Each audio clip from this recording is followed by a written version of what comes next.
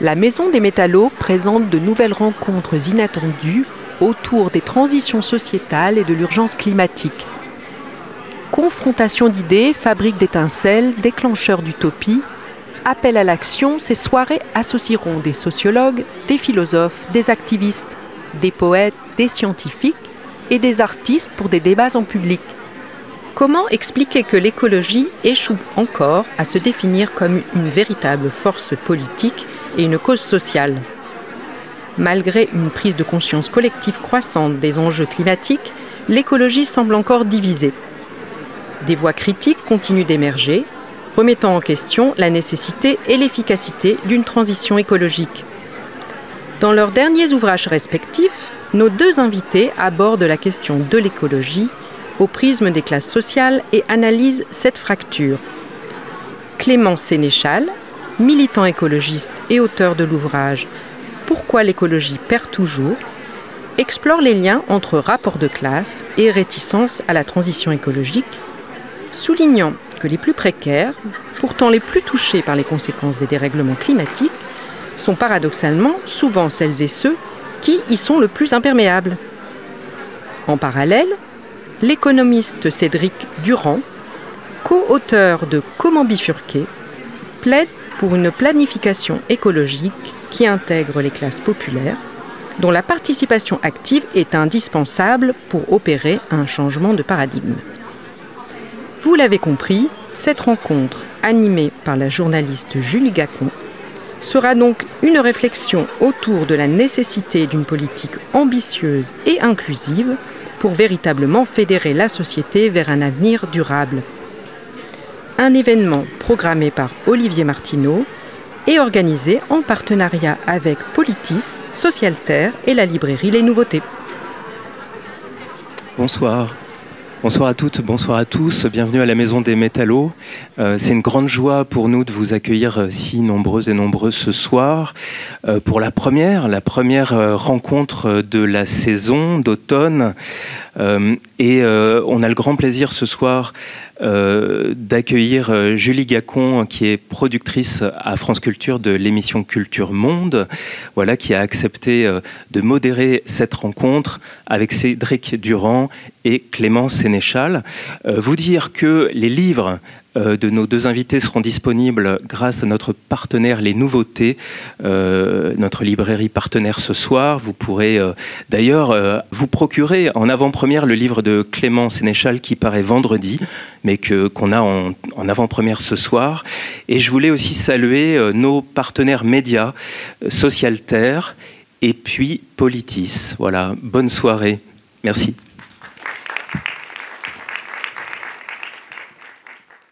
Merci beaucoup à vous tous et toutes d'être ici pour cette discussion ce soir entre Clément Sénéchal et Cédric Durand. Alors, qu'ont-ils à se dire, me suis-je d'abord demandé quand j'ai su qu'il s'agissait de les faire parler ensemble ce soir. Qu'ont à se dire un économiste, Cédric Durand, qui dans son livre paru au printemps s'interroge sur les voies possibles vers non pas une transition écologique, mais une bifurcation écologique. La transition écologique, c'est verdir l'existant. La bifurcation, ça nécessite des ruptures et même des démantèlements. Et Clément Sénéchal, qui lui, dans son livre qui paraît au Seuil cette semaine, vendredi, c'est ça ?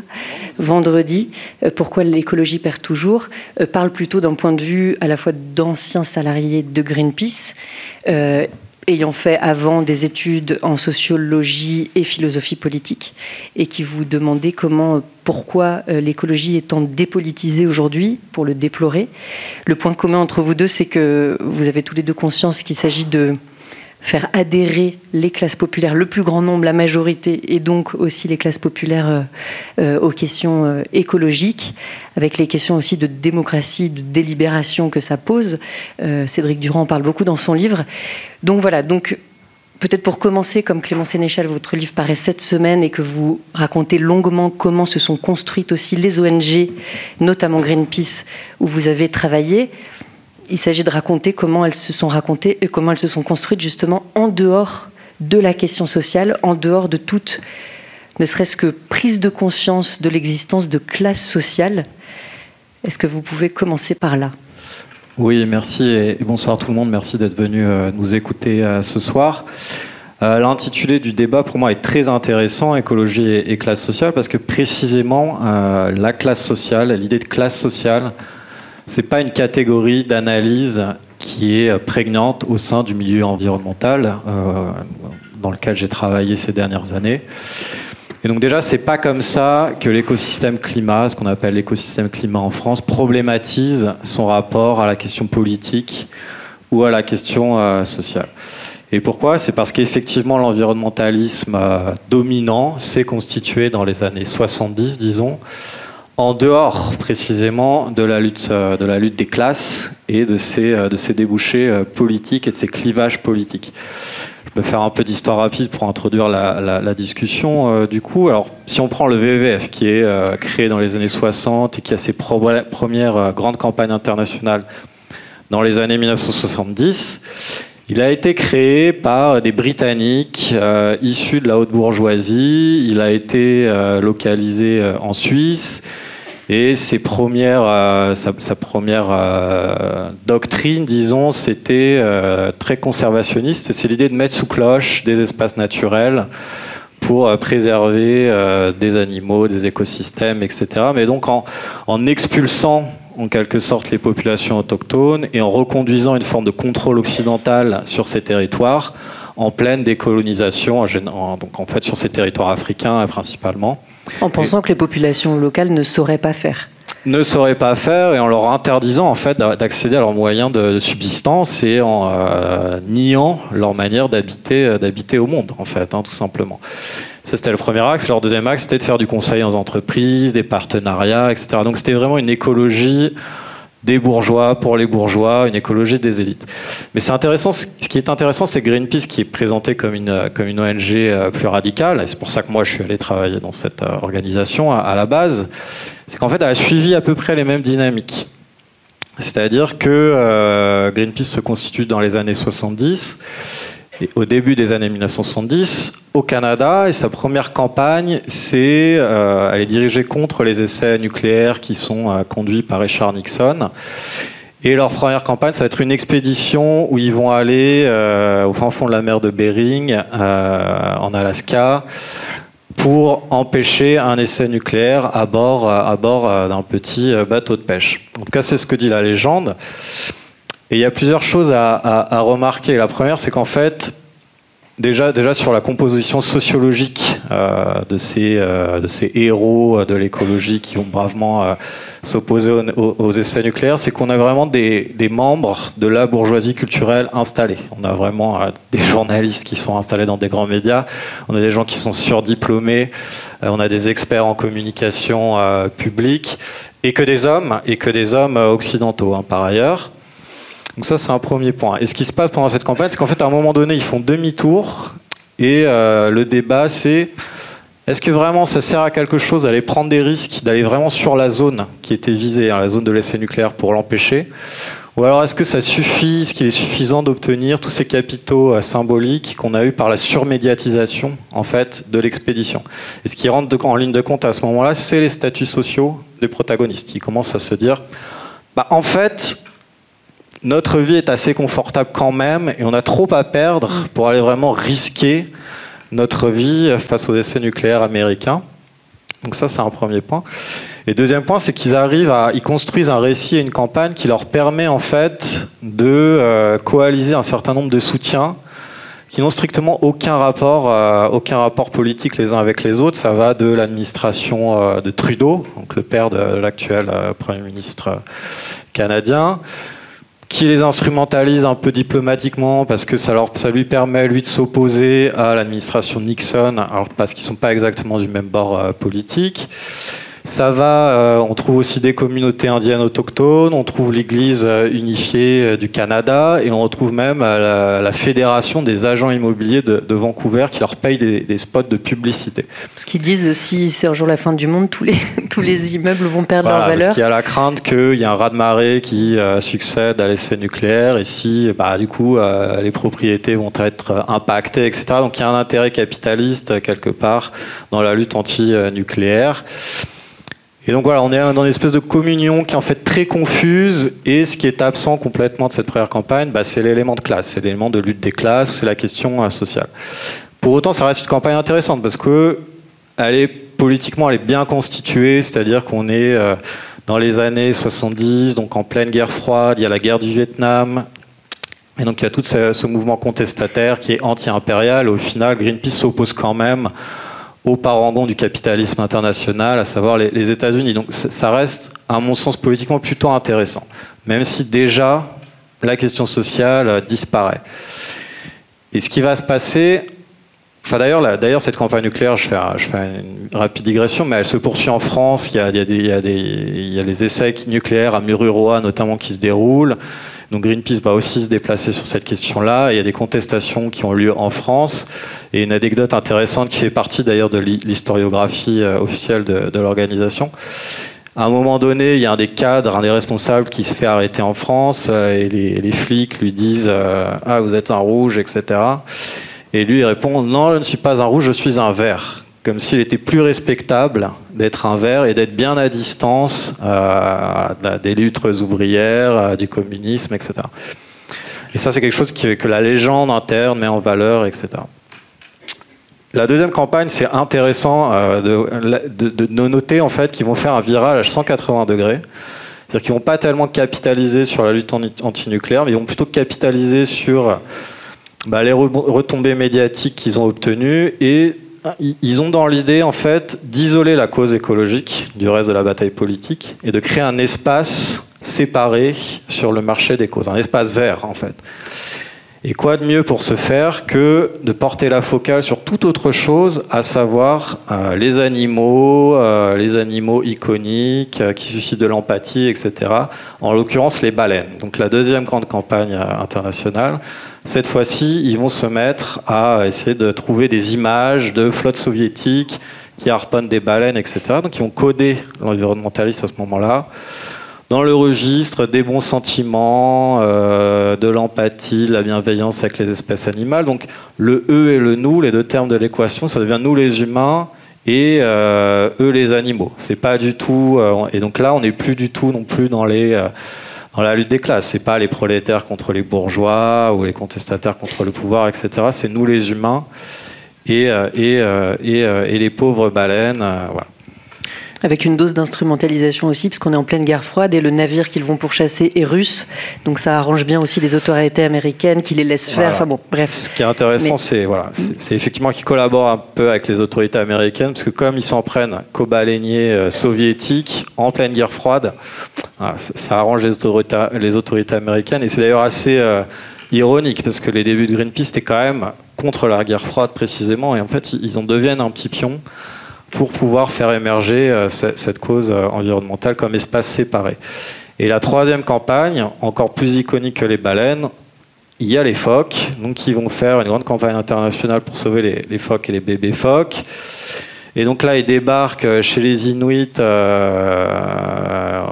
Amérique du Nord, auprès d'une communauté. Ils débarquent avec leurs caméras, leurs 4x4, leurs hélicoptères, etc. Et là, leur grande idée de génie, c'est de peindre les fourrures de phoques. C'est d'ailleurs une idée de Paul Watson, de peindre les fourrures de phoques pour empêcher leur commercialisation. Alors évidemment, les travailleurs inuits qui n'ont que ça comme ressource pour survivre, ils sont pas très contents et réservent un accueil plutôt mitigé aux héros de la cause écologiste. Et donc là, il y a des pourparlers qui se mettent en œuvre et ils abandonnent les bombes de peinture, mais contre l'autorisation d'accéder à la banquise pour faire des images sanguinolentes et donc porter leur message dans les médias, etc. Mais le message qui ressort, c'est précisément que les écologistes, en fait, ils construisent leur cause contre les travailleurs et contre les classes laborieuses, quoi. Grosso modo, c'est ça qui ressort. On a une stigmatisation de la communauté des Inuits et des chasseurs, etc.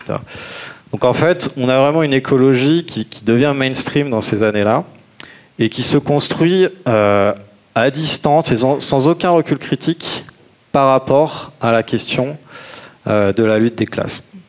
Et donc ça entraîne une cause qui va être lourdement dépolitisée, qui va se penser comme dépassant les clivages politiques, et ça perdure encore aujourd'hui très fortement. Il y a une semaine, le directeur de Greenpeace France était interviewé sur France Info pour commenter la composition du gouvernement Barnier, gouvernement largement illégitime. Et alors que les ONG avaient tendance à soutenir le NFP, quand on lui demande est-ce que l'écologie est nécessairement de gauche, vous êtes critique là, est-ce que l'écologie est nécessairement de gauche, il va dire non, pas du tout. Et d'ailleurs, il va aller, quand on lui demande, vous allez rencontrer Agnès Pannier-Runacher, qui a par ailleurs déjà officié sévi au ministère de l'écologie il y a quelques années, il dit bah oui, ça fait partie du job, etc. Donc on a un pouvoir illégitime. Mais on va quand même, parce que nous on est au-dessus des clivages politiques, on va quand même aller discuter avec eux et en fait légitimer le coup de force d'Emmanuel Macron.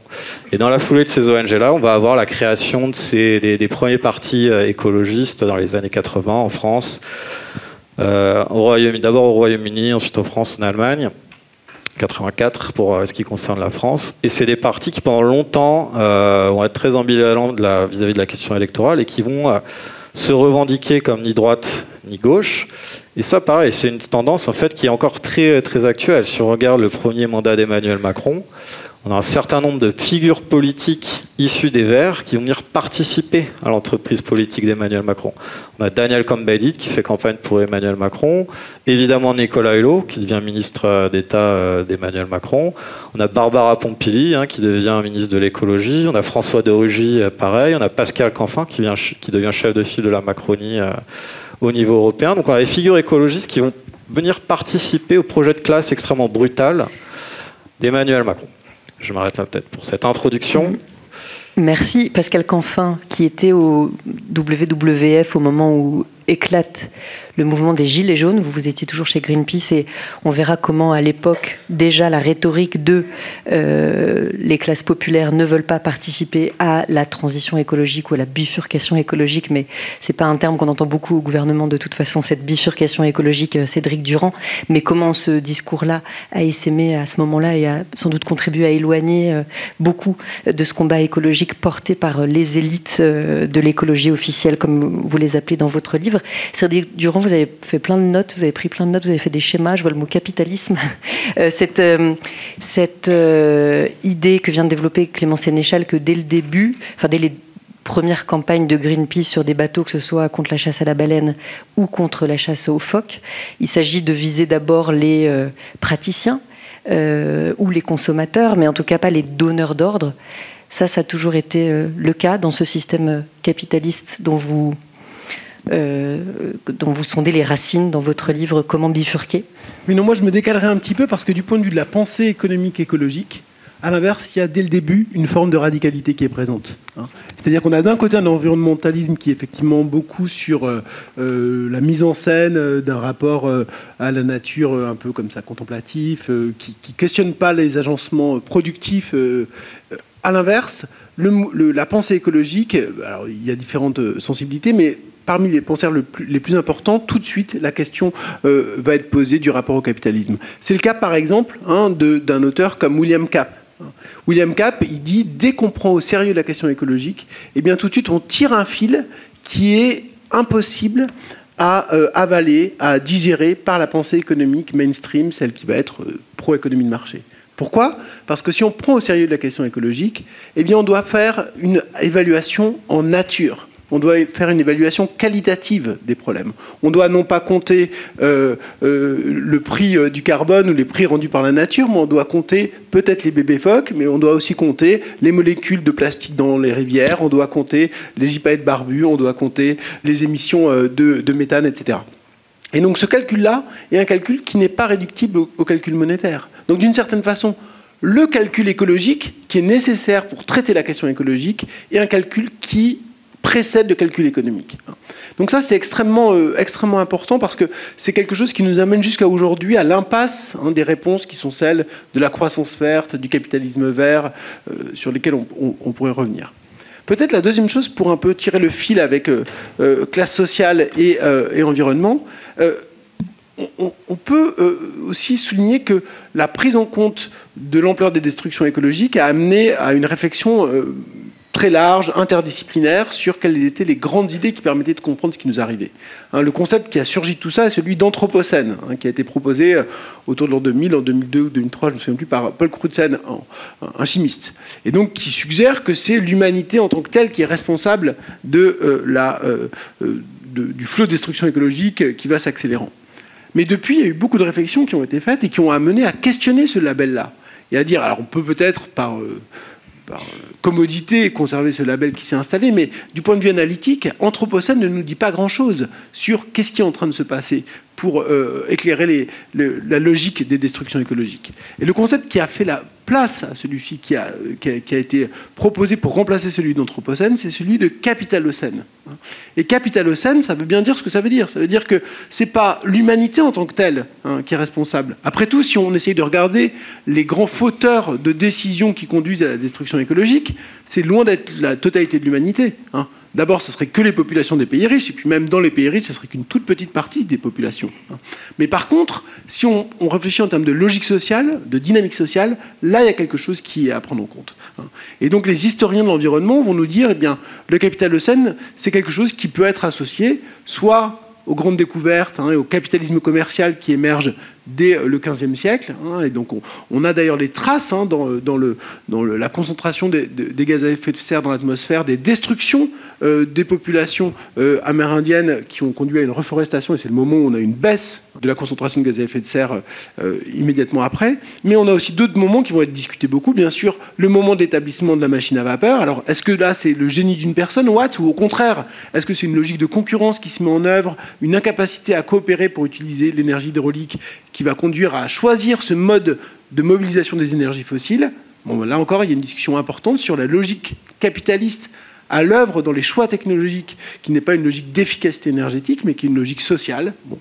Et puis encore, plus récemment, quelque chose qui va être associé aux relations internationales inégales, que ce soit dans le cadre de l'impérialisme britannique à la fin du XIXe siècle, où on a ce que Mike Davis appelle les holocaustes tropicaux, c'est-à-dire des dizaines de millions de morts associés à des phénomènes climatiques qui ne peuvent plus être gérés par des sociétés qui ont été désarticulées par les logiques impérialistes, ou plus récemment encore, la grande accélération d'après la Seconde Guerre mondiale, ce grand rattrapage vis-à-vis des États-Unis, le mode de modernisation états-unien qui se diffuse petit à petit, d'abord en Europe, au Japon, et puis maintenant dans d'autres parties du monde, et qui est associé à une accélération des destructions écologiques. Donc vous voyez, une manière de lire aussi classe sociale et environnement, c'est aussi de faire cette histoire du capitalisme et de voir que l'histoire des destructions environnementales peut être inscrite dans cette logique, dans ce système économique et ces différentes phases auxquelles répondent différents types de logiques de destruction.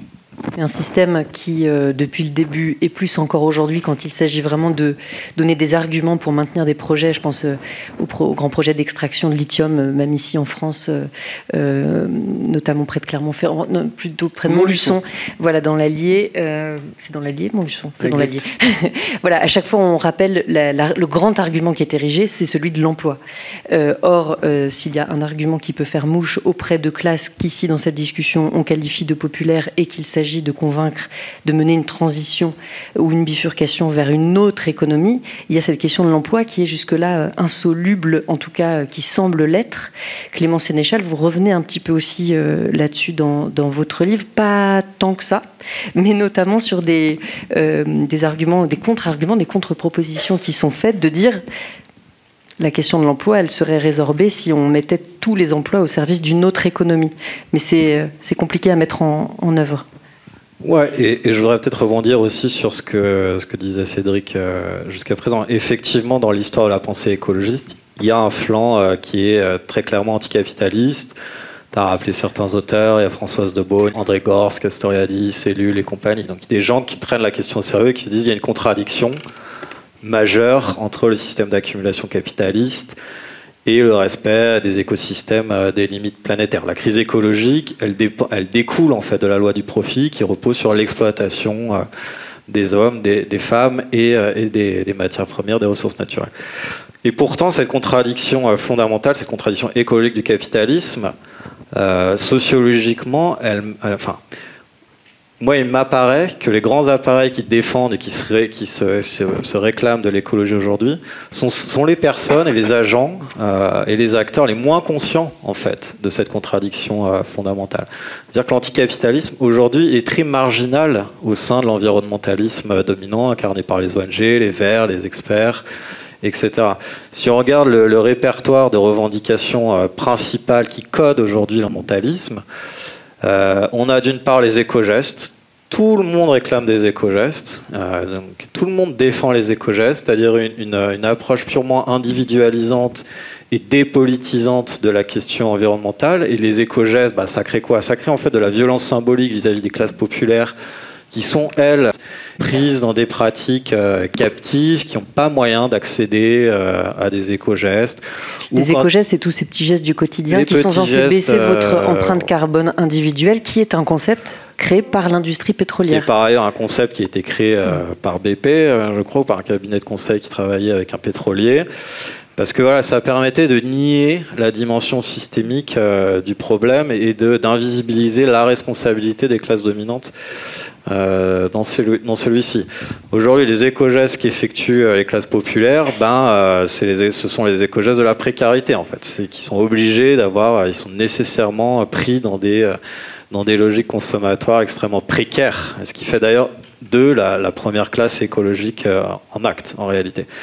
Donc il y a ce répertoire des éco-gestes, il y a le répertoire qui découle du principe pollueur-payeur, qui a été au cœur des revendications écologiques ces dernières années, qui a 3 applications majeures. C'est les taxes pigouviennes, dont la taxe carbone. Donc la taxe carbone, qui était vraiment le totem des écologistes, qui était au centre du Grenelle de l'environnement, décidé par Sarkozy et qui a mis le feu aux poudres au moment des Gilets jaunes. C'était une problématisation intéressante, justement, de la question environnementale d'un point de vue de classe, cette mobilisation des Gilets jaunes. La taxe carbone, en fait, comme les taxes pigouviennes, les taxes pigouviennes essayent de réinsérer des externalités négatives dans le prix d'un bien. Donc la taxe carbone, c'est une taxe régressive, c'est-à-dire qu'elle frappe tout le monde au même niveau, et donc moins on est riche, plus proportionnellement la taxe carbone, elle est impactante et elle fait mal au porte-monnaie. Et donc là, on a quand même des classes populaires qui sont les moins polluantes et qui proportionnellement payaient le plus de taxes carbone dans le pays. Donc effectivement, il y a une contradiction majeure, mais ça a échappé aux écologistes installés pendant des décennies, quoi. C'était vraiment leur solution fondamentale, qui d'ailleurs était issue des travaux plutôt d'économistes néolibéraux comme Godelier et compagnie. Donc, comment? Gaulier. Oui, Gaulier, pardon. Voilà, Gaulier. Et bon, il y a d'autres applications comme les quotas carbone qui sont alloués par les institutions européennes aux entreprises, ou comme la compensation carbone. Donc ça, c'est quand vous êtes riche et vous voulez vous acheter une bonne conscience. Quand vous prenez l'avion, vous mettez un petit plus, ça permet de planter des arbres à l'autre bout de la planète. Donc la transition est rémunératrice pour le capital en plus d'être optionnelle. Elle peut être rémunératrice pour le capital, bien sûr. Donc pollueur-payeur, ça veut dire, grosso modo, si vous avez les moyens de polluer, vous pouvez polluer. C'est ça que ça veut dire. Donc ça devient un privilège de classe, quelque part, de polluer.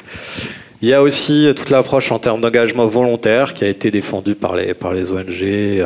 C'est presque le business model du VVS. Elle a été à un moment donné de Greenpeace aussi. Et les engagements volontaires, on fait campagne contre une entreprise, on discute avec elle. Elle va faire du développement durable, afficher des dispositifs, des labels, des certifications, des choses comme ça. Et tout ça, ça a contribué à quoi? En fait, à professionnaliser le greenwashing et à nier la dimension, la nécessité d'avoir une coercition étatique sur le secteur privé. Ça a évité de problématiser réellement les modes de production, et ça a créé tout ce qu'on appelle le capitalisme vert aujourd'hui. Et le 4e axe qui est dominant aujourd'hui, c'est évidemment le technosolutionnisme avec la transition énergétique. C'est-à-dire qu'on parle de transition énergétique davantage que de transformation sociale.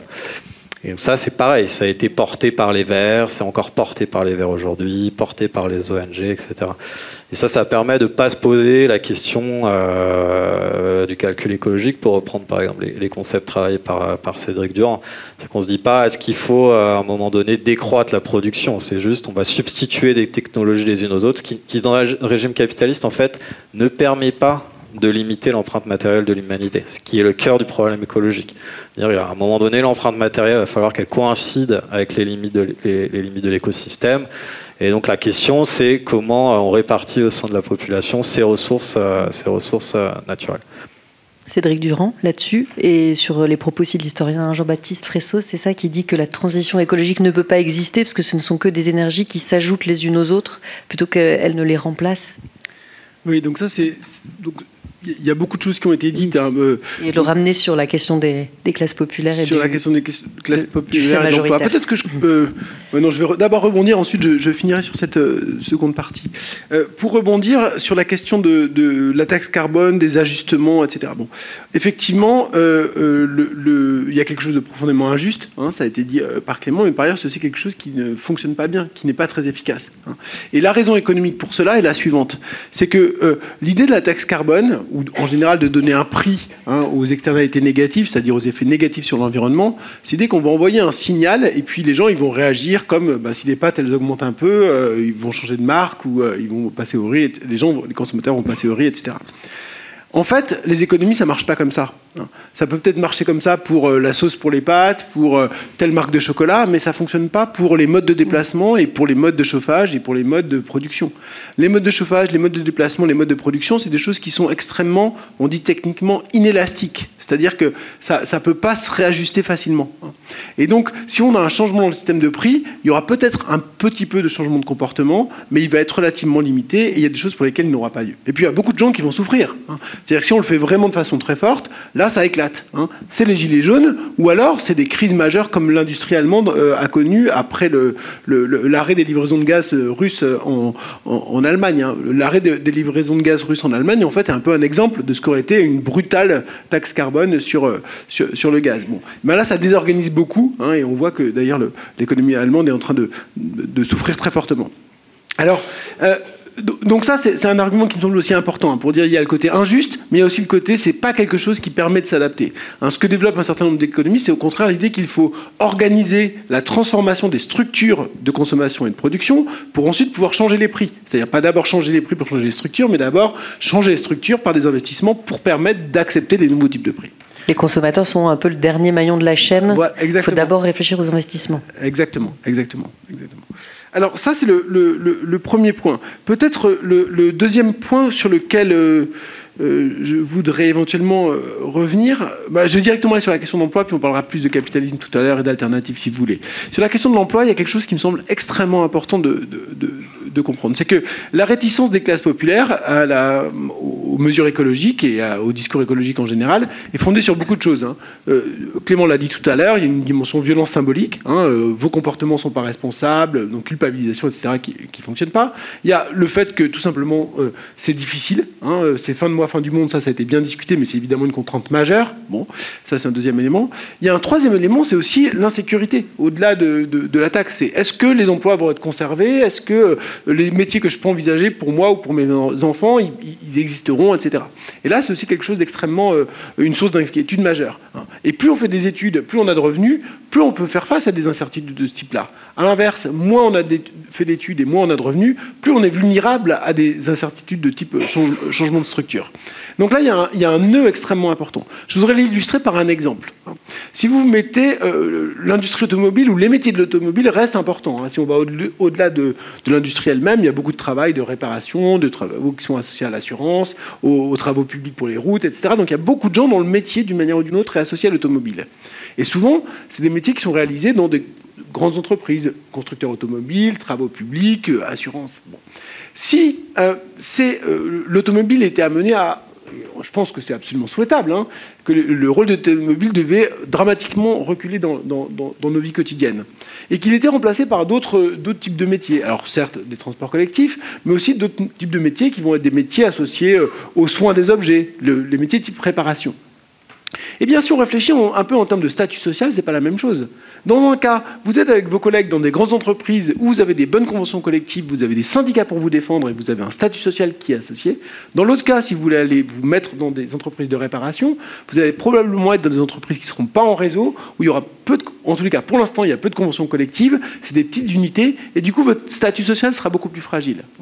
Autrement dit, la question de la bifurcation écologique, c'est aussi une question de convention sociale. Il faut qu'il y ait un statut social des travailleurs de la bifurcation écologique qui soit construit pour pouvoir emmener les classes populaires sur ce projet-là. Donc ça, je pense que c'est quelque chose qui est extrêmement important. Il y a un deuxième élément qui, à mon avis, doit être évoqué, qui est très important sur la question de l'emploi. L'horizon de la bifurcation écologique, et pour la gauche, l'horizon de l'émancipation, c'est quand même très largement le temps libéré, le temps pour soi, le temps pour... Bon. Mais la question de l'emploi, évidemment, est quelque chose qui est un souci majeur, puisqu'on ne peut pas penser au temps libéré si on n'a pas un emploi qui nous garantit de pouvoir satisfaire ses besoins, soutenir sa famille, etc. La bifurcation écologique, si elle est prise au sérieux, ne va pas être un moment de recul du temps de travail. L'horizon reste celui du recul du temps de travail, mais l'immédiat va être au contraire celui d'une mobilisation importante. Il y a du boulot. Il y a beaucoup de boulot. Il y a du travail. Il y a beaucoup de boulot. Et en fait, c'est assez simple à comprendre. Si vous voulez faire la bifurcation écologique, vous devez faire 3 choses en même temps. Vous devez faire comme on fait aujourd'hui, c'est-à-dire produire suffisamment pour que chacun puisse satisfaire ses besoins. Deuxième chose, vous devez investir pour avoir et vous devez investir plus qu'aujourd'hui. Donc c'est plus de travail pour changer les structures de l'économie, pour rénover les logements, pour construire les transports publics. Bon. Donc ça, c'est du travail qui est nécessaire. Puis il y a une troisième chose que vous devez faire, et alors là, qui ne rapporte rien du tout, vous devez démanteler.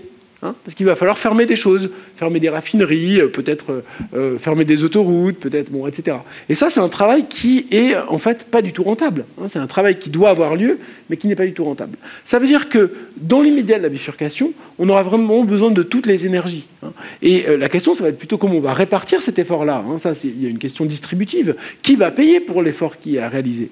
Là, on peut en discuter. Il y a une réflexion sur l'idée qu'il y a une espèce de taxe sur les patrimoines de type financement de la reconstruction, comme ça a eu lieu après-guerre, qui pourrait être imaginé. Il y a un effort sur quelques années très important à faire. Eh bien, il faut que les grandes fortunes soient mobilisées pour restructurer cette économie. Mais en tous les cas, du point de vue du travail, ça veut dire que l'emploi est là. La bifurcation écologique, si elle est menée à bien, c'est plus de travail, pas moins de travail par rapport à l'immédiat. Clément Sénéchal, sur cette question, juste après le Covid, juste après le Covid ou pendant le Covid, s'était formée une plateforme qui réunissait certaines ONG environnementales et la CGT. On avait même vu une mobilisation commune sur un site d'une raffinerie Total à Grand-Puy en Seine-Maritime, et les ouvriers de cette usine disaient c'est la première fois qu'on voit des écolos avec nous. Donc, est-ce que la question de l'emploi que vient de développer Cédric Durand était présente dans les discussions communes? Sur quel terrain d'entente s'étaient-ils trouvés les syndicats et les écolos, et pourquoi ça n'a pas duré? Alors effectivement, c'est l'histoire d'une occasion manquée. Ce qui s'est passé dans cette séquence, c'est qu'on a eu la crise Covid. On a eu un certain nombre d'activités qui ont été suspendues. On est rentré dans une économie qui était en quelque sorte administrée. On a recommencé à parler de la différence entre besoins essentiels, besoins artificiels. On a on a célébré les métiers en première ligne qui paraissaient fondamentaux pour la cohésion d'une société, y compris en temps de crise. Et donc en fait, il y a eu un espace idéologique qui s'est ouvert où le paradigme néolibéral classique a été suspendu, et donc il y avait de l'espace pour proposer de nouvelles revendications qui étaient porteuses à ce moment-là, et notamment aussi sur la question de l'emploi.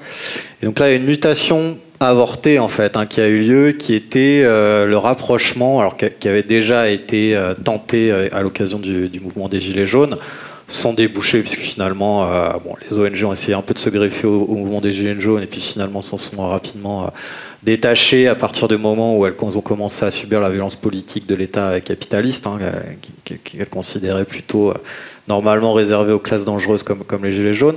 Mais bon, il y a eu une deuxième tentative qui était à ce moment-là de se rapprocher des syndicats, du coup, en ce qui concerne les ONG. Et donc il y a eu, alors dans un premier temps, il y a eu un rapprochement entre la CFDT et le WWF, donc plutôt l'aile social-démocrate, disons. Et ensuite, il y a eu un rapprochement entre la CGT et Greenpeace, les Amis de la Terre, Oxfam, etc. Dans le collectif qui s'appelait Plus jamais ça, et dans l'idée, c'était de rapprocher des revendications communes pour incarner une écologie sociale. Le problème de cette initiative, à mon sens, c'était qu'elle était essentiellement spectaculaire. C'est-à-dire qu'au final, on a pondu des catalogues de mesures de gauche assez attendus et assez connus. Les ONG sont servies des syndicats pour éviter d'avoir à se déclarer clairement anticapitalistes et pour vraiment se considérer comme désormais des éléments révolutionnaires vis-à-vis du bloc bourgeois. Donc ils sont raccrochés un petit peu au wagon des syndicats. C'est des initiatives qui ont été pensées par le haut. C'est-à-dire qu'on était au moment où on disait le monde d'après, la démocratie sociale, la revalorisation des salariés, des travailleurs. En fait, ça a été l'initiative de patrons de gauche, d'organisations de la société civile, qui n'ont pas consulté leur base salariale avant de se lancer dans cette aventure. Quand on regarde qui prenait la parole sur ces questions sociales, par exemple dans les ONG, est-ce que c'était les salariés? Est-ce que c'était par exemple les membres du CSE? Est-ce que c'était les gens qui étaient un peu syndiqués? Est-ce que c'était les salariés de base? Jamais, jamais. La parole était toujours confisquée en fait par des dirigeants qui n'avaient strictement rien en commun en termes de conditions sociales avec les travailleurs qu'ils avaient sous leurs ordres. Par ailleurs, ce qui a eu lieu, c'est que là, plus jamais ça, c'est à refuser, disons, de se donner comme ambition d'œuvrer à une forme de recomposition politique, c'est-à-dire en fait de peser politiquement. Et donc quand est arrivée la campagne de 2022, etc., plus jamais ça, tout le monde était rapidement mis en sommeil, et cette initiative n'a eu strictement aucun impact sur la question électorale et la séquence décisive de 2022, où on a eu des présidentielles et des législatives. Mais au-delà de la question électorale, c'était pas vraiment une alliance, plus jamais ça. C'est-à-dire que moi, j'ai jamais vu un syndicaliste, par exemple, débarquer dans les locaux de Greenpeace. J'ai vu personne. Et nous, on n'a pas été envoyés dans les usines pour parler avec les ouvriers, essayer de créer une culture commune, de donner des objectifs communs, essayer de comprendre l'histoire de la lutte ouvrière, par exemple. Les syndicalistes ne sont pas venus nous expliquer à Greenpeace les ressorts de la violence patronale. Ça aurait été intéressant, pourtant. Et voilà, c'est pas ce qui s'est passé. Les écolos ne sont pas allés s'établir en usine, etc. Donc en fait, à mon sens, ce qu'il en reste, c'est essentiellement une opération de social washing où le mouvement écolo a essayé de s'élargir un peu, souvent en questions sociales, en matérialisant ça par des alliances de façade. Il n'y a pas eu de révolution. Pour moi, il n'y a pas vraiment une mutation écologique à ce moment-là, alors que c'était effectivement l'occasion rêvée. On avait ce Covid, on a une séquence présidentielle qui permettait de reconvertir ces capitaux symboliques, organisationnels, en victoire politique derrière. Et ça n'a tout simplement pas eu lieu. Donc à chaque fois qu'on se dit quelque chose est en train de se créer et en fait ça n'aboutit à rien du tout. Et vous mentionnez aussi dans votre livre l'autoroute A69 sur une autre échelle, mais l'autoroute A69 qui doit relier Toulouse et Tarbes ou Castres, je ne sais jamais, mais en tout cas Castres, qui doit relier ces deux villes. Donc au départ, on se dit, pour tous ceux qui vivent à Toulouse et travaillent à Castres ou vice-versa, ça va être forcément quelque chose d'intéressant pour eux. Ils vont gagner du temps. En fait, ce tracé se fait en parallèle total d'une route qui existe déjà et il faudra payer un péage de 20 € à peu près aller-retour au début pour rentabiliser l'affaire. Donc comment se fait-il qu'à chaque fois, Cédric Durand, qu'on pointe des incohérences, elles ont lieu quand même, je dirais, et que ces batailles-là, à chaque fois qu'ils mobilisent de plus en plus de monde, et les soulèvements de la terre, Extinction Rébellion, il y a plein de mouvements qui se sont créés ces derniers temps qui peut-être sont un peu plus au fait de la question sociale et un peu plus concernés. On verra, vous nous direz, Clément Sénéchal, mais à chaque fois, en fait, c'est quand même une certaine logique de l'État, en l'occurrence, qui prend le dessus. Alors, d'abord, je serais peut-être un petit peu moins pessimiste. Il y a eu des victoires écologistes qui ont gagné des choses. Par exemple, l'aéroport de Notre-Dame-des-Landes, il n'a pas été construit. Ça a été une bataille très longue, très dure, avec des alliances qui ont été assez remarquables de mon point de vue, avec y compris une partie du mouvement ouvrier, une partie du mouvement paysan. Et donc c'est donc quelque chose qui peut parfois fonctionner et qui peut gagner. Donc je pense que c'est important de le rappeler. Et effectivement, il y a des moments où le degré de confrontation avec l'État est extrêmement élevé. On l'a vu autour des méga-bassines, on l'a vu encore là autour du projet autoroutier dans le sud-ouest. Donc effectivement, ça devient de plus en plus difficile et le mouvement écologiste est de ce point de vue-là face à des questions extrêmement d'ordre stratégique qui sont très, très difficiles et sur lesquelles moi j'ai pas d'éléments de réponse particulier. Peut-être le point que je voudrais souligner, c'est le fait qu'il y a malgré tout des fissures aussi qui apparaissent et des fissures en haut.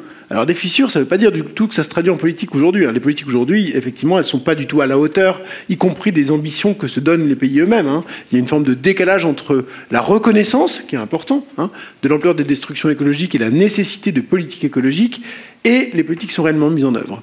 Mais du coup, ça crée un hiatus. Et ce hiatus, parfois, il apparaît de manière un peu béant, de manière un peu spectaculaire.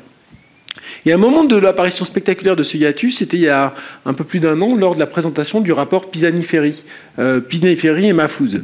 C'est un rapport sur les implications macroéconomiques de la transition bas carbone. C'est situé à ce niveau-là. C'est un très gros rapport. Il y a un rapport principal associé à 10 rapports plus techniques avec différentes dimensions dedans. Mais quand on creuse un peu le rapport, il y a des choses vraiment surprenantes. Et par exemple, à un moment donné, il est dit, ben voilà, si on veut, dans le peu de temps qu'on a, respecter nos engagements en termes de baisse des émissions de gaz à effet de serre, qu'est-ce qu'il va falloir faire? Eh bien, on a soit la possibilité de taxer, mais en fait, c'est pas soutenable, on a vu les gilets jaunes. Soit on a la possibilité de donner des subventions, mais on n'est pas vraiment sûr que ça suffise. Donc ce qu'il va falloir, c'est planifier secteur par secteur. Bon. Et là, c'est marqué très clairement que, c'est-à-dire la direction politique de l'État de la transformation des secteurs est le seul moyen d'atteindre les objectifs qui ont été fixés par le gouvernement. Donc c'est quand même pas rien. On n'est pas du tout dans une atmosphère idéologique de dire le marché va régler ça ou la taxe carbone de Gaulier va résoudre le problème. Un deuxième exemple tiré du rapport, que moi j'ai trouvé très spectaculaire, c'était au moment de la présentation même du rapport. Au moment de la présentation du rapport, il y a une question qui est posée par quelqu'un de la Banque de France et qui dit « Mais vous êtes quand même... c'est un peu problématique. D'un côté, vous voulez subventionner les ménages pour qu'ils achètent des bagnoles électriques. De l'autre côté, vous voulez subventionner les constructeurs pour qu'ils construisent des bagnoles électriques. Mais dans tout ça, je ne vois pas trop où est le marché. » Et la réponse de Selma Mahfouz, c'était de dire « Écoutez, en 10 ans... » c'est pas le terme qu'elle a employé, mais elle a dit il n'y a pas d'autre solution. Elle aurait pu dire il n'y a pas de solution de marché pour diminuer les gaz à effet de serre dans l'ampleur que l'on s'est nous-mêmes fixée dans les années qui viennent. Donc ça, c'est très important, parce qu'évidemment, ça ne se traduit pas encore peut-être immédiatement en politique, mais il y a une forme de crise épistémique dans la technostructure qui fait face, elle aussi, à des injonctions contradictoires. D'un côté, il y a des engagements climatiques qu'elle connaît bien et sur lesquels on lui demande de réfléchir, et d'un autre côté, il y a des politiques économiques qui sont menées pour des raisons de compétitivité, pour des raisons de pression économique des grands groupes qui sont en contradiction avec ces objectifs-là. Et donc là, il y a quelque chose sur lequel il faut travailler, il me semble. Et comment vous embarquez... Pardon, Clément Sénéchal, allez-y. Et dans ce rapport, il ne préconisait pas aussi l'ISF climatique ou quelque chose comme ça? Si, il a été mentionné, ouais. Absolument. De manière relativement limitée, mais l'idée était là, absolument. Un impôt sur la fortune climatique. Et en plus, il y a plein de bonne volonté en ce moment de la part des millionnaires et des milliardaires qui disent qu'ils veulent qu'on les taxe plus. Oui. Et c'est arrivé en Autriche, une jeune milliardaire autrichienne, qui a convoqué une convention citoyenne pour que les Autrichiens décident eux-mêmes de l'usage qui devait être fait des 30 milliards, je crois, d'euros qu'elle héritait de sa grand-mère, héritière elle-même du créateur des laboratoires Bayer. D'ailleurs, convention citoyenne, grand débat citoyen, à chaque fois ça ne marche pas. Or, la question de savoir comment on embarque tout le monde, le fait majoritaire, comment l'écologie peut redevenir majoritaire et embarquer aussi les classes populaires, on y vient puisqu'il nous reste... je ne sais pas, peut-être un petit quart d'heure avant que vous puissiez poser des questions à Clément Sénéchal et Cédric Durand. Cette question-là, elle se pose aussi, comment on fait, l'échec à la fois de ces grandes consultations citoyennes qui ne vont nulle part, et donc comment on embarque tout le monde? Moi, je ne suis pas pour embarquer tout le monde, en fait. Je suis pour embarquer les classes populaires et les petites bourgeoisies culturelles et économiques, peut-être. Mais pourquoi pas les autres? Parce qu'ils n'ont pas intérêt à si on parle de la haute bourgeoisie ou des bourgeoisies installées, n'ont pas intérêt à une transformation sociale. Alors, il n'y aura pas de traitement correct de la question écologique sans transformation sociale. Et donc sans lutte des classes, et je pense qu'à un moment donné, il faut qu'il y ait les éléments sociaux, les groupes sociaux qui ont intérêt à une transformation sociale à même de sortir du système capitaliste, donc de pouvoir commencer à faire une planification écologique ou à bifurquer, comme c'est expliqué dans le livre de Cédric. Voilà, il faut que ces classes dominantes soient défaites. Il ne s'agit pas de les embarquer dans la transition, à mon sens, il s'agit de les défaire avant tout. Il s'agit aujourd'hui de briser les reins du capital. C'est ça la question stratégique majeure. Je ne pense pas que les capitalistes, comme ça, du jour au lendemain, ils vont devenir anticapitalistes. La classe capitaliste, elle domine pour l'instant la question écologique. Soit elle diversifie ses actifs en investissant dans la transition, etc. Soit elle vampirise la gouvernance climatique, les COP, tout ça. Soit elle se réfugie dans une espèce de survivalisme de luxe avec des bunkers de luxe, etc. Mais je vois pas en quoi ça peut devenir un allié aujourd'hui du camp écologique. C'est un camp qui doit être défait purement et simplement, à mon sens. Mais pour ça, il faut effectivement créer des alliances de classe qui soient fortes politiquement. Et ça, à mon avis, ça passe une des premières... Enfin, à un moment donné, il faut réussir à politiser sérieusement la société civile, la petite bourgeoisie culturelle de gauche, et la rendre clairement anticapitaliste. Et en fait, pour moi, l'urgence, c'est pas tellement d'écologiser les classes populaires à ce stade, mais c'est plutôt de sensibiliser les environnementalistes ou les gens qui ont une préoccupation environnementale à la lutte des classes, c'est-à-dire de prendre le problème un petit peu à l'envers. Et ça, donc ça c'est une priorité. Et je pense que pour créer des alliances de classe, il faut à un moment donné réussir à créer un sentiment de classe, à réunifier en fait les classes populaires, et ça passe nécessairement par une écologie antifasciste. Parce qu'aujourd'hui, l'écologie bourgeoise, telle qu'elle est présentée dans le débat public, en tout cas, c'est un carburant de l'extrême droite. C'est-à-dire qu'il y a plein des franges entières des classes populaires qui, à mon avis, basculent à l'extrême droite sur ces questions écologiques.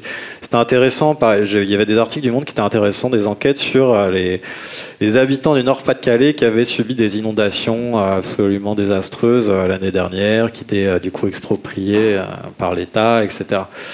Et c'était pendant les élections européennes, et on leur demandait, du coup, vous allez voter pour les écolos, là, vous voyez bien qu'il y a un problème écologiste, vous en pâtissez, non?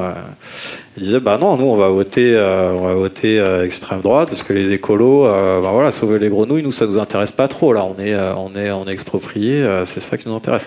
Donc ça signifiait quand même, ça dénote une absence de crédibilité de l'écologie dominante dans la prise en charge, en fait, des vies humaines, des vies précarisées, y compris par le réchauffement climatique.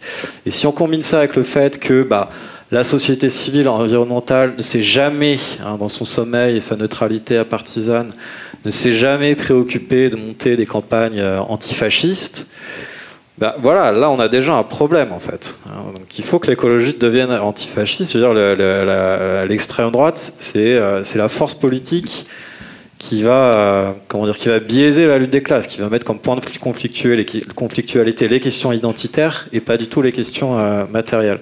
Donc il y a besoin de réunir déjà les classes populaires. Et après, il faut créer Et donc ça une stratégie qui est intéressante à ce niveau-là, et par exemple qui peut se passer sur certaines luttes locales, dans le giron des soulèvements de la terre, etc. C'est ce qu'on appelle la stratégie de la composition. C'est-à-dire qu'en partant d'une lutte locale autour d'un projet inutile qui va dégrader des conditions d'habitabilité des différents habitants, justement, on peut avoir des groupes sociaux très antagonistes qui finalement vont se réunir autour d'un projet, par exemple des chasseurs, des naturalistes, contre un bassin versant ou que sais-je, la destruction d'une forêt, et qui vont créer des sociabilités ou des contre-socialisations qui vont sortir un peu de leur carcan, sortir un peu des représentations symboliques, idéologiques, pour se parler, créer une culture de résistance commune, et voilà, ça va créer de la réflexivité de classe à partir du point de vue environnemental. Donc ça, c'est une première stratégie. Pour moi, une deuxième stratégie qui est fondamentale, c'est que toutes ces poches de résistance ou tous ces mondes qui sont pas complètement anticapitalistes, qui sont non capitalistes, le monde des alternatives, etc. Et toutes ces luttes locales qui sont organisées par les soulèvements, je pense qu'il faut qu'elles s'inscrivent dans ce que moi j'appelle un continuum ascendant. C'est-à-dire que c'est bien de s'organiser dans le dos de l'État, c'est bien de s'organiser sur le territoire, c'est même fondamental parce que ça donne une vraie matière à la lutte environnementale, contrairement à l'écologie du spectacle qui est aujourd'hui encore un peu dominante. Mais il faut que tout ça soit politisé et s'inscrive dans la recherche de débouchés politiques et donc électoraux. C'est-à-dire que moi je pense qu'il faut une force politique centrale, il n'y aura pas de transition, de bifurcation sans un moment étatique fort, donc à un moment donné il faut prendre la main, ce qui n'est pas une évidence en fait aujourd'hui dans le champ environnemental, il faut prendre la main sur les pouvoirs exécutifs, législatifs, institutionnels. Il n'y aura pas de révolution écologique si on ne change pas les institutions dominantes qui produisent des socialisations qui aujourd'hui sont toutes plus ou moins capitalistes et capitalistiques. Donc il faut s'inscrire, il faut remplacer les éco-gestes par les politico-gestes, conquérir les mairies, conquérir le Parlement, etc., etc.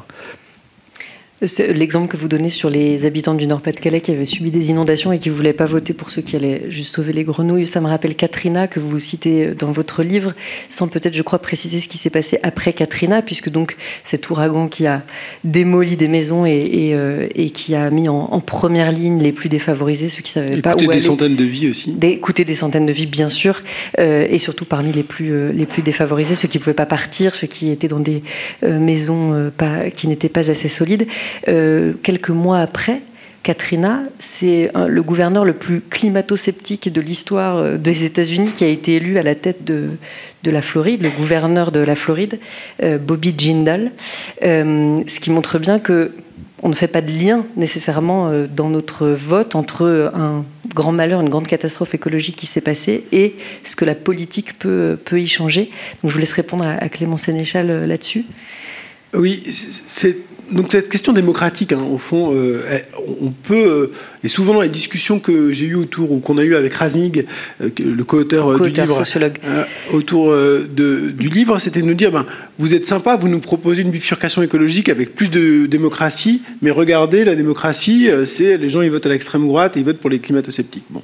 Et en fait, on a mis beaucoup d'énergie à discuter de cette question de la démocratie dans le livre, et ce qu'on propose, c'est une forme de démocratie augmentée, c'est-à-dire une démocratie, si vous voulez, ceinture et bretelle, c'est-à-dire démocratie directe quand on peut, démocratie représentative quand il faut, parce qu'on peut s'appuyer sur des longues traditions, des choses qui permettent de contrôler, c'est-à-dire des votes au Parlement, qui devraient valider les plans, mais aussi une démocratie du type qualitative, celle qui est un peu celle des conventions citoyennes. Et je voudrais quand même rappeler que, certes, les conventions citoyennes n'ont pas abouti, mais c'est pas de la faute aux conventions citoyennes, c'est de la faute à l'exécutif. C'est-à-dire que les conventions citoyennes qui justement étaient censées rapprocher de la décision sur les questions écologiques les citoyennes et les citoyens ordinaires qui étaient peut-être plus éloignés de ces enjeux-là, eh bien ils ont pris des bonnes décisions. Ce qu'ils ont proposé était beaucoup mieux que ce qui a été mis en œuvre par les gouvernements. 149 propositions, 3 ont été immédiatement retoquées. Je vous cite Clément Sénéchal. La phase législative ensuite, qui a été conduite par Barbara Pompili, Europe Écologie Vert, était carrément humiliante, avec des mesures démolies. À peine 10% ont été retenues. Voilà. Donc c'est cette phase-là qui a tout cassé. Donc en fait, évidemment... c'est un échec, mais c'est pas le processus des conventions citoyennes là qui est un échec. Au contraire, moi, la lecture que j'en ai, c'est que si on laisse de la place à de la démocratie qualitative et pas seulement à des choix individuels dans l'isoloir, dans des circonstances où souvent on est aussi en grande partie, les votes sont aussi orchestrés sur la scène médiatique, c'est pas la même chose de décider après avoir discuté longuement avec différentes personnes ou de décider tout seul face à son téléviseur. Eh bien, elle laisse un espoir tout à fait substantiel dans le fait que la démocratie peut conduire à la bifurcation écologique. Donc ça, c'est, je pense, un message important aussi à porter, c'est que la bifurcation écologique n'est pas le contraire de la démocratie, c'est pas une solution autoritaire qui permettra de la réaliser, mais au contraire, c'est le fait d'être bel et bien en mesure de donner au plus grand nombre possible la possibilité de discuter sur le devenir de notre système socioproductif et donc de notre devenir environnemental. Au plus grand nombre possible, donc est-ce que vous êtes en désaccord avec Clément Sénéchal qui ne pense pas inclure la bourgeoisie? Non, alors le plus grand nombre possible, déjà, c'est le plus grand nombre possible, c'est pas forcément la totalité. Mais je trouve que la question que pose Clément, c'est une très bonne question. Et moi, je vous avouerai que j'avais pas vraiment tranché au début. J'étais même assez pragmatique, en me disant, écoutez, pourquoi pas faire des alliances, Si l'urgence, c'est le changement climatique, ce qu'il faut, c'est mobiliser le capital qui est vert contre le capital qui est brun et essayer de faire quelque chose. Et pendant des mois, pendant des années, j'ai scruté cette guerre civile au sein du capital, en me disant, écoutez, ils vont s'opposer, ils n'ont pas les mêmes intérêts, il y en a qui vont perdre leurs actifs parce que c'est brun, les autres parce que c'est vert. Elle n'a pas eu lieu, cette guerre civile du capital. Alors pourquoi elle n'a pas eu lieu? Eh bien, la conclusion à laquelle je suis arrivé, c'est tout simplement le fait de la concentration financière qui est de plus en plus accrue. Aujourd'hui, le capital, il est essentiellement dans le main de fonds d'investissement, et ces fonds d'investissement, ils détiennent et du vert et du brun. Et donc, ce qui est important pour eux, c'est de valoriser au maximum leur portefeuille dans son ensemble, et pas une partie de leur portefeuille. Et donc, ils sont capables de faire un mouvement vers le vert, comme ça a eu lieu un peu après la COP de Paris. Mais aussitôt, quand on voit qu'il y a de nouveau des perspectives de profit très importantes dans le pétrole, comme après le Covid avec la guerre en Ukraine, tout le monde a abandonné les engagements précédents qui avaient été pris. et il n'y a eu vraiment pratiquement aucune force de résistance, malgré des engagements assez forts qui ont été pris dans le monde de la finance. Donc en fait, le capital aujourd'hui, il est très unifié. Il est très unifié et cette guerre civile au sein du capital, elle n'aura pas lieu. Et ce qui fait qu'effectivement il y a une forme de défaite qui doit être imposée au mode d'appropriation de nos systèmes économiques qui est aujourd'hui en place. Qu'est-ce que c'est un gouvernement par les besoins que vous appelez de vos voeux dans votre livre ? Eh bien, ce qu'on appelle un gouvernement par les besoins, et là on mobilise aussi un économiste qui nous tient à cœur, qui a disparu il y a peu de temps, qui s'appelle Michel Husson. Et Michel Husson disait la chose suivante, il disait bien, gouverner par les besoins, c'est-à-dire une forme de planification démocratique, c'est remplacer au filtre des profits le filtre des priorités du mode de développement pour les investissements. Aujourd'hui, une entreprise, elle va décider d'investir bien en fonction des perspectives de profit, qu'ils soient dans le gaz de schiste ou qu'ils soient dans, je sais pas, une start-up Internet. Bon, voilà. Le filtre des besoins, c'est pas ça. C'est de se dire, voilà, quels sont les principaux axes du développement que l'on veut. Et là, on va décider d'allouer du capital dans telle ou telle direction. De quelle façon ? Alors, je ne sais pas si j'ai le temps d'entrer un peu dans la technique, mais on a beaucoup d'expériences historiques. Et le livre est un livre très réaliste. On a vraiment voulu faire un livre réaliste, dans le sens où tout ce qu'on raconte, on essaye de s'appuyer sur des expériences historiques. Par exemple, le filtre politique sur l'investissement, eh bien, ça existait par le passé. C'est en partie un filtre qui était certes productiviste, mais qui était un filtre politique, qui était celui de la reconstruction d'après-guerre. C'est aussi le filtre développementiste, qui était celui d'un pays comme la Corée, qui était un des plus pauvres du monde au sortir de la Seconde Guerre mondiale, et qui a très largement rattrapé la Corée du Sud. Donc il y a des expériences, y compris capitalistes, de pilotage politique du développement économique. Bon, nous, on ne veut pas un pilotage productiviste aujourd'hui. On sait que la prise en compte de l'environnement doit être première dans le calcul de la satisfaction des besoins, mais néanmoins, on peut mettre ce filtre politique pour décider de l'allocation des ressources. Et c'est ça, au fond, un gouvernement par les besoins. C'est un gouvernement où les priorités du mode de développement, qui aujourd'hui sont le monopole des classes capitalistes dont on parlait tout à l'heure, de la logique du profit, soient soumis à une grande délibération démocratique. Alors là encore, pour que tout le monde voit les choses un peu concrètement, il ne s'agit pas de décider dans quel type de ligne de chaussettes on doit investir. C'est pas ça la logique.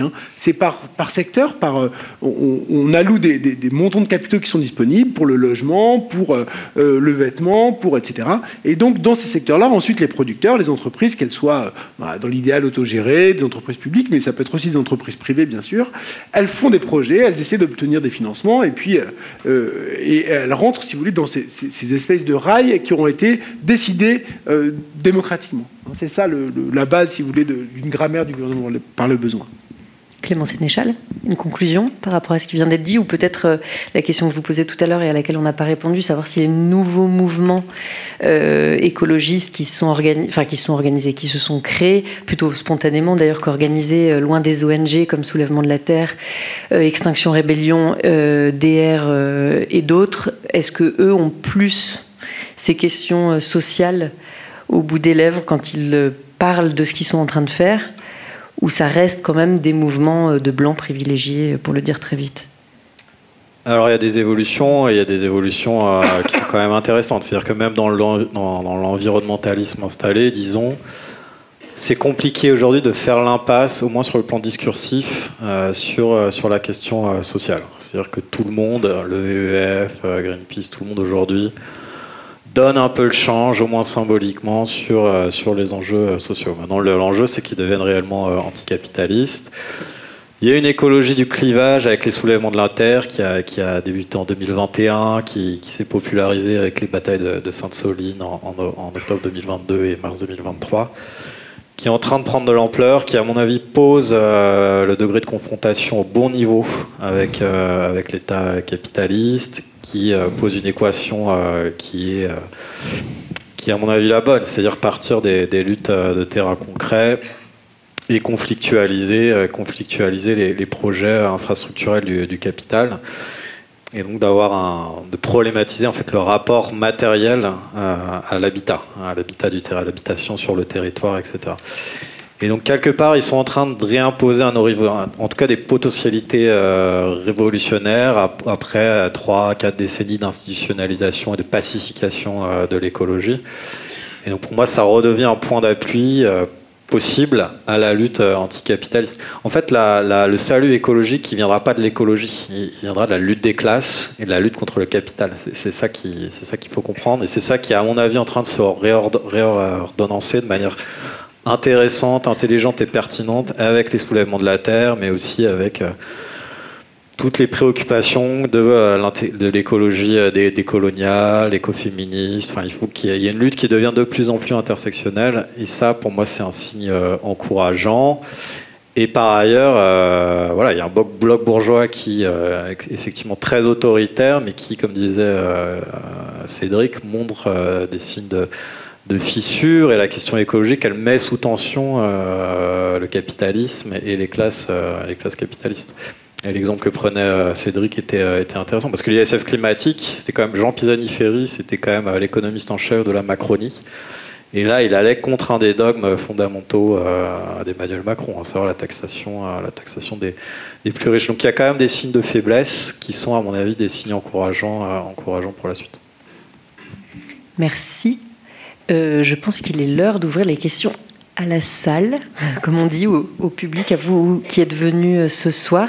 J'imagine que ce qui a été dit suscite des questions, éventuellement des réserves, des désaccords. Là, il y a une main qui se lève devant moi et une autre là-bas et une autre ici. Donc il y a plein de mains qui se lèvent. Le micro arrive. Et j'ajoute, puisque j'ai 2 minutes pour le redire, mais je crois que ça a été dit par Olivier Martineau tout à l'heure, c'est que les 2 auteurs de ce soir pourront éventuellement dédicacer leur livre à la fin de cette séance. Alors, bonsoir. Bonsoir. Alors moi, ma première question, je connais Clément depuis les luttes, parce que moi j'ai justement beaucoup couvert les soulèvements de la Terre, Extinction Rebellion, etc. Et alors ma première question, c'est comment lutter en ce moment contre la démotivation, qui est quand même très forte dans ces mouvements-là, et après beaucoup de batailles un peu perdues. Mine de rien, même s'il y a quand même encore beaucoup de gens qui rentrent dedans et tout, mais il y a une démotivation.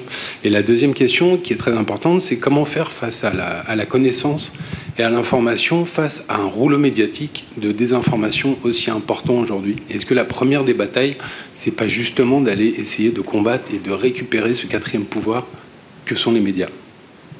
Du style, par exemple, sur quel sujet vous trouvez ou quels médias vous paraissent contribuer à cette désinformation médiatique ? Ça m'intéresse juste en tant que journaliste à France Culture.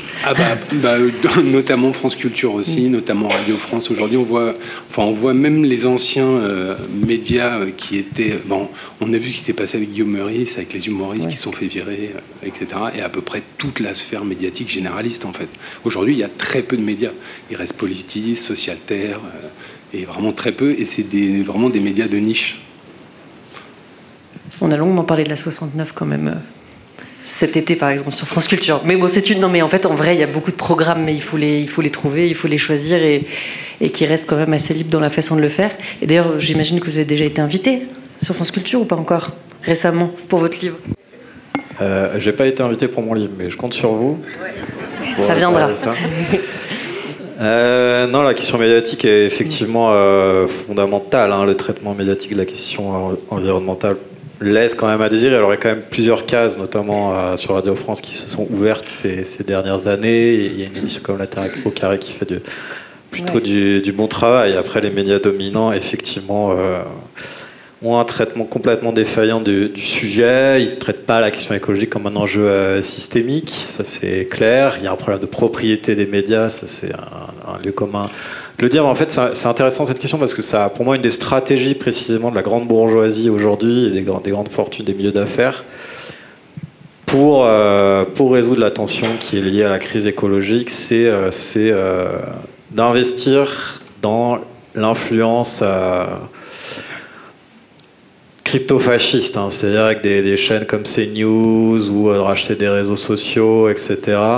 Il y a quand même un effort de la grande bourgeoisie sur le plan idéologique pour s'approprier des appareils qui permettront de donner une tonalité fascisante à l'actualité, et ce qui leur permet, à mon sens, de se rattacher en fait une partie des classes populaires sur le plan idéologique, et donc d'éviter qu'elles viennent se coaliser avec une autre frange, plutôt la frange culturelle des classes populaires, pour servir de point d'appui dans la lutte anticapitaliste. Je pense que la grande bourgeoisie est quand même mise en péril par l'action climatique, elle a intérêt à créer des alliances comme ça, transclasses avec les classes populaires. Et je pense qu'il y a une partie de la sphère médiatique qui joue aujourd'hui ce rôle-là. Je ne parle pas de Radio France en l'occurrence, mais des médias d'extrême droite, des réseaux sociaux qui sont rachetés par Elon Musk, la Silicon Valley, etc.